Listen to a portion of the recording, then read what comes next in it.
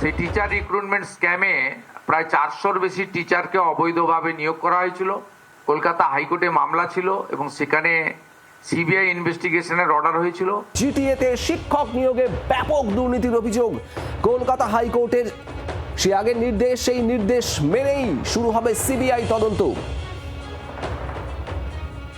খুলবে পাহাড়ে দুর্নীতির ফাইল।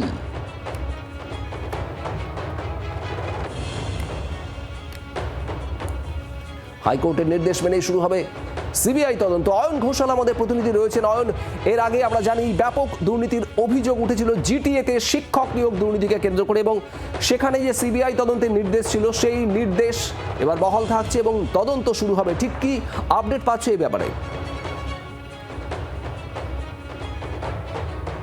প্রথমেই বলে রাখা দরকার যে তাহলে এটা প্রমাণিত যে সমতলের পাশাপাশি পাহাড়েও শিক্ষক নিয়োগ নিয়ে দুর্নীতি হয়েছে। সমতলের শিক্ষক নিয়োগ নিয়ে কোন পর্যায়ের দুর্নীতি হয়েছে সেই পার্থ অর্পিতা কাণ্ড, ফ্ল্যাটের ভিতর 52 কোটি টাকা এবং একাধিক এরকম ব্যক্তি যারা একসময় তৃণমূল কংগ্রেসের দোর্দণ্ড প্রতাপ নেতা, তাদের মধ্যে অনেকে হাজতে, অনেকে এই মুহূর্তে হাজত থেকে বাইরে, এবং সেই শিক্ষক নিয়োগ দুর্নীতি কোথাও না কোথাও রাজ্যে তৃণমূলের পতনের অন্যতম নেপথ্য কারিগর বলে এখনো পর্যন্ত রাজনৈতিক মহলের একটা বড় অংশ মনে করে। তাহলে এবার সমতল ছাড়িয়ে পাহাড়েও শিক্ষক নিয়োগ দুর্নীতি, এবং দুর্নীতির নেপথ্যে কারা সেই নামগুলো তৃণাঙ্কুর ভট্টাচার্য, সেই নামগুলোর মধ্যে প্রাক্তন শিক্ষামন্ত্রী পার্থ চট্টোপাধ্যায়, সেই নামগুলোর মধ্যে মমতা বন্দ্যোপাধ্যায়ের অত্যন্ত পছন্দের লোক জিটিএ নেতা বিনয় তামাং, যাকে পাহাড়ের প্রশাসক করে বসানো হয়েছিল। তাহলে আবার সেই নেক্সাস, এবার এই নেক্সাসের চাঁই ভাঙার জন্য যে পুঙ্খানুপুঙ্খ পূর্ণাঙ্গ তদন্তের প্রয়োজন, এই তদন্ত একটা কেন্দ্রীয় গোয়েন্দা সংস্থার পক্ষেই করা সম্ভব। তার কারণ এই তদন্তের অনেকগুলো দিক আছে, অনেকগুলো ডাইমেনশন আছে, এবং এক্ষেত্রে যেহেতু মহামান্য আদালত মনে করেছেন, অতএব এই মামলার তদন্তভার সিবিআই পেতে চলেছে।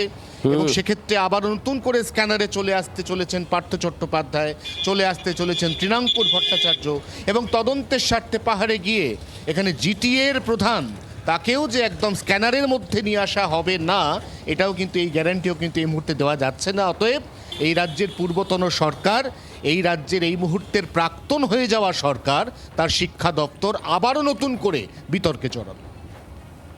সঙ্গে থাকো অয়ন। গতকাল মুখ্যমন্ত্রী শুভেন্দু অধিকারী কি বলেছেন শুনুন। সেই টিচার রিক্রুটমেন্ট স্ক্যামে প্রায় 400-র বেশি টিচারকে অবৈধভাবে নিয়োগ করা হয়েছিল।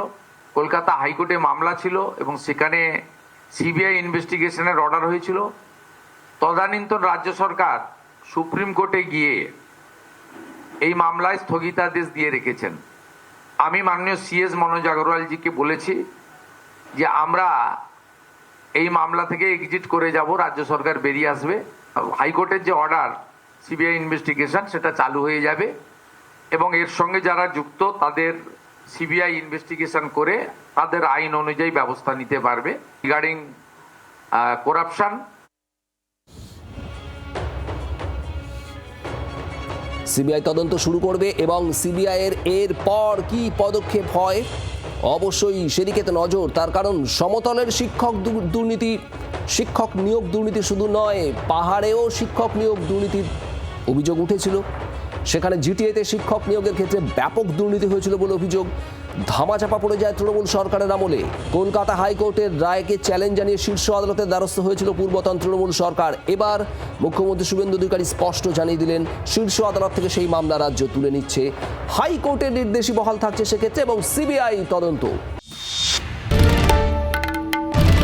বাংলার আওয়াজ, বাঙালির আবেগ, জি 24 ঘন্টা।